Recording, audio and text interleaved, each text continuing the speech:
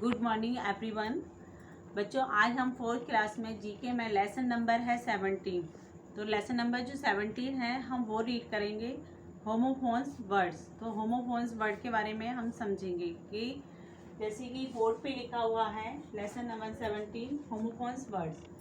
Homophones यानी क्या है? सेम साउंड है, होमोफोन्स की सेम साउंड है, डिफरेंट मीनिंग एंड स्पेलिंग। तो डिफरेंट मीनिंग है और स्पेलिंग है, जैसे कि बुक में दिया हुआ है। जैसे ये है सेम एग्जांपल दिया हुआ है पीस, और ये भी पीस ही लिखा है, लेकिन डिफरेंस है किस चीज़ का? मीनिंग्स का है। जैसे इसमें लिखा है PEACE, तो ये क्या है? पीस मीन्स शांति होती है, और ये क्या है? पी, जैसे कि यहाँ पे ये लिखा है PE, तो ये लिखा है PIECE, तो ये क्या हुआ? टुकड़ा। तो मीनिंग सेम नहीं है, लेकिन साउंड सेम है। तो हमें बोलने में एक है, लेकिन उनका डिफरेंस अलग अलग बताया हुआ है ना। ऐसे ही बुक्स में मीनिंग्स दी हुई हैं, लेकिन डिफरेंस है उन चीज़ों को कि अलग अलग उनके मतलब हैं। तो हमें क्या करना है? हमें बुक्स में से सही आंसर पढ़ना है और उसको हमें यहाँ पर फिल करना है। तो यहाँ मीनिंग्स दी हैं, सेम साउंड की मीनिंग्स दी हैं, लेकिन उनमें जो राइट है वो हम इसमें यहाँ पर भरेंगे ऑप्शन में। तो जैसे कि बच्चों ये दिया है लेसन नंबर है 17 होमोफोन्स वर्ड्स। तो होमोफोन्स वर्ड जैसे कि अभी मैंने बोर्ड पे समझाए थे आपको, तो उनके बारे में मैं पढ़ूँगी। तो homophones are word which sound the same but are spelled differently. यानी जो स्पेलिंग है वो क्या है? वो डिफरेंट है, और साउंड क्या है? सेम है। इसमें हमें क्या करना है? हमें फिल इन द जो ब्लैंक्स दिए हुए हैं इनमें हमें राइट आंसर भरने हैं। तो करेक्ट ऑप्शन जो है वो भरने हैं, जो कि यहाँ पे साइड में दिए हुए हैं। जैसे कि इसमें लिखा है Meenu bought this sari in आ।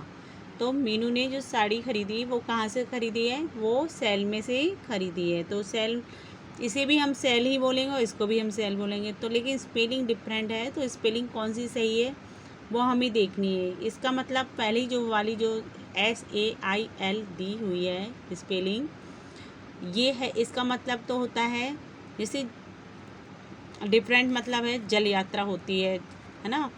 लेकिन सेल मैन हमें क्या करना है? जिसने साड़ी खरीदी थी कहाँ से खरीदी? जहाँ सेल लगती है, दुकान पे लगती है और डिस्काउंट वगैरह रहता है, तो वहाँ पर सेल लगी होती है, तो लोग जाते हैं खरीदने के लिए। तो उस सेल की बात की जा रही। तो क्या लिखा है? Meenu what this sari in a sale. तो हम कौन सा आंसर भरेंगे? हम इसमें आंसर भरेंगे SALE। तो कौन सा भरेंगे? SALE। हम ये वाला आंसर भरेंगे। ऐसे ही सेकंड क्वेश्चन है एवरी नेशन वांट्स और डैश करके दिया इन एंड प्रॉस्पर्टी। तो इसमें पूछा इसमें जो आंसर हमें कौन सा भरना है? जैसे कि यहाँ पर दिया हुआ है पीस। तो पीस दोनों ही जो दी है स्पेलिंग, दोनों को ही हम पीस बोलेंगे, लेकिन पीस इसमें स्पेलिंग अंतर है। क्या है? इसमें PIECE ऐसे दिया हुआ है, और इसमें PEACE। तो ये क्या? पीस मीन्स टुकड़ा भी होता है, और पीस मीन्स शांति भी होती है। तो इसलिए हमें स्पेलिंग अच्छे से देखना है कि स्पेलिंग कौन सी है। तो कौन सी आएगी? PEACE। तो इसका मतलब क्या होता है? पीस मीन्स शांति। तो हम यहाँ पर भरेंगे, क्या भरेंगे? यहाँ पर हम शांति भरेंगे। ठीक है, तो हम इस पर टिक लगाएंगे कि आंसर हमारा राइट है। तो हमें राइट पर आंसर पर टिक करना है। ठीक है, तो पीस मीन्स क्या होता है? शांति होती है। ऐसे ही थर्ड नंबर का है Rohit will be home in N, फिर क्या दिया? आवर दिया हुआ है। आवर में कौन सा आएगा? OUR आएगा कि ये HOUR आएगा?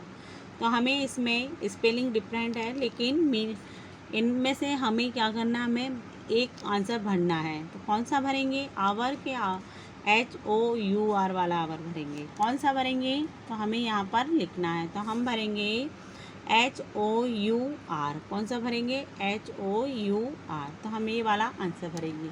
क्वेश्चन क्या था? Rohit will be home in an our.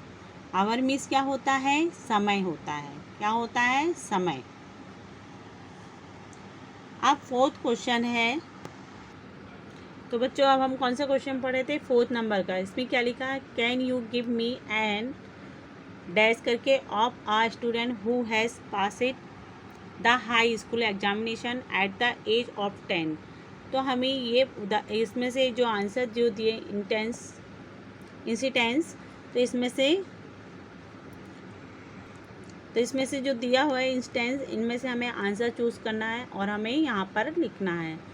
तो इसमें से कौन सा आएगा, इंस्टेंस मीन्स क्या होता है, उदाहरण, है ना, उदाहरण होता है। और जो यहाँ पे जो दिया हुआ है इंस्टेंस, इसका मतलब क्या होता है, तुरंत।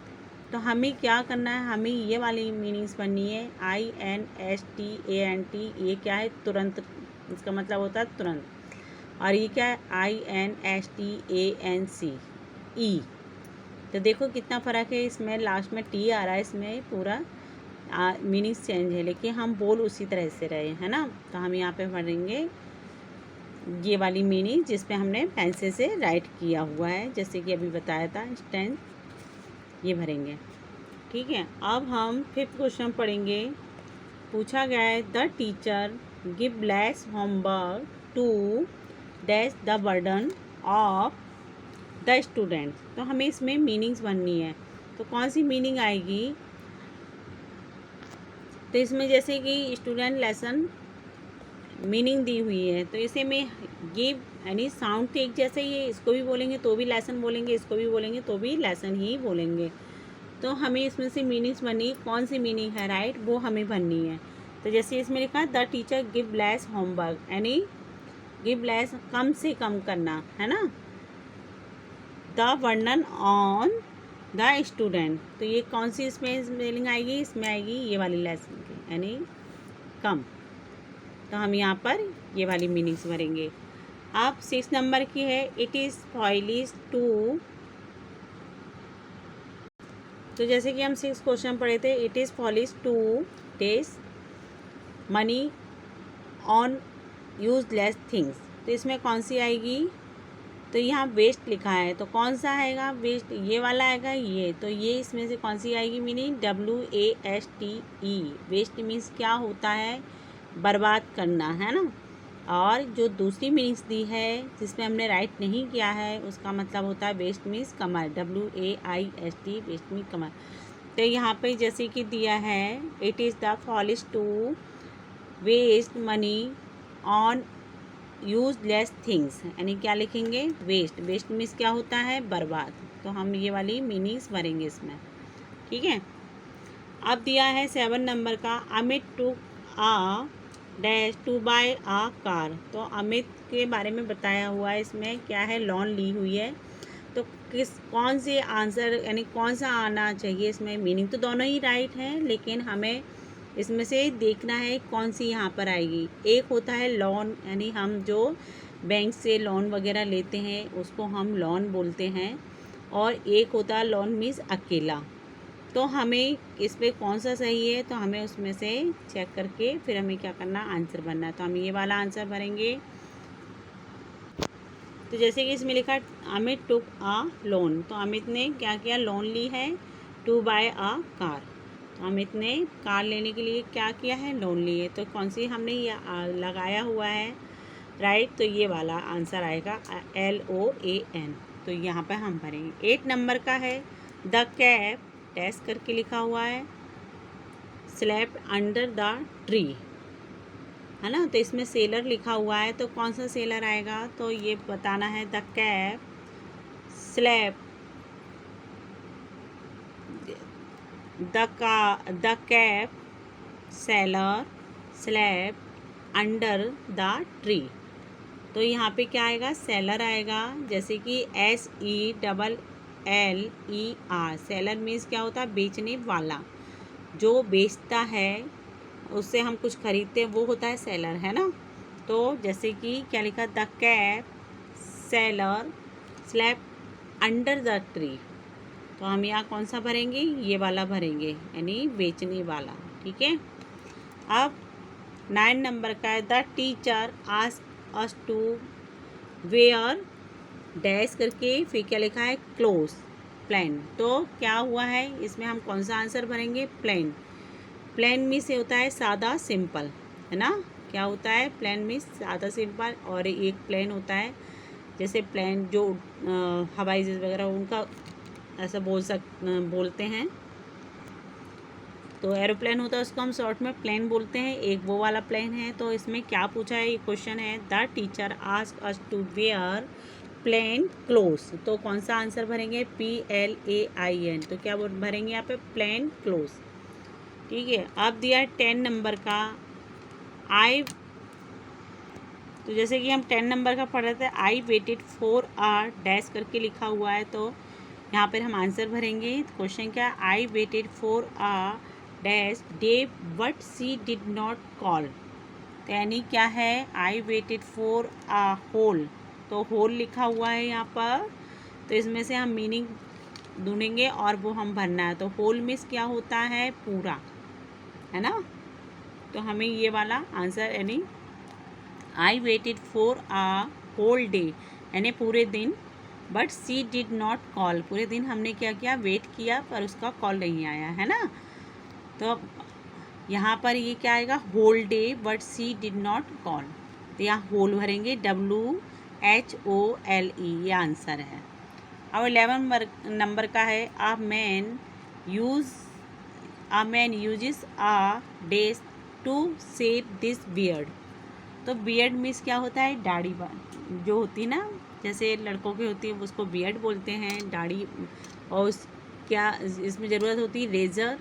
तो रेजर ये दो दिए हुए हैं, इसमें कौन सा राइट आंसर है, हमको वो भरना है, RAZOR, ये क्या है, रेजर।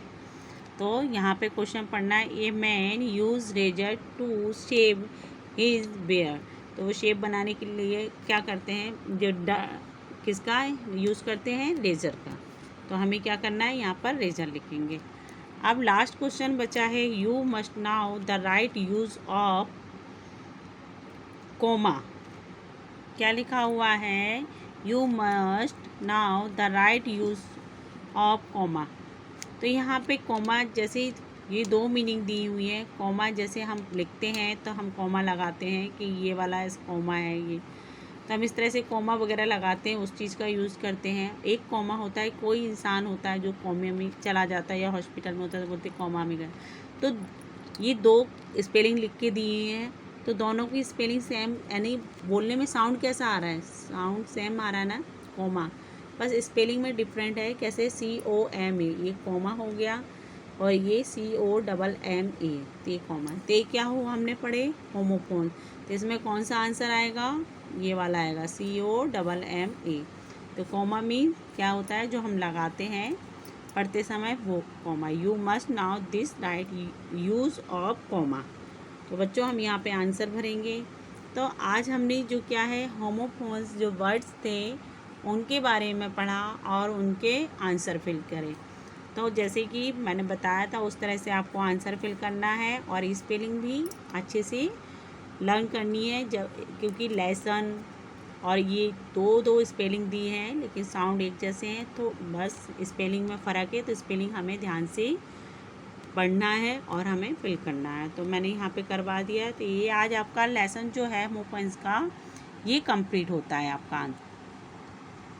तो बच्चों यहीं पर आपकी आज क्लास ख़त्म होती है, और जैसे कि आपका रिवीजन हो रहा है तो आप उसको अच्छे से पढ़िए और तैयारी करिए, और आपके चैप्टर ऐसे ही कंप्लीट करवाते जाएंगे और आपको भी कंप्लीट करना है। तो इसके बाद हम करेंगे चैप्टर स्टार्ट 18, ठीक है। तो हमारा 70 लेसन कंप्लीट हुआ। Take care, bye.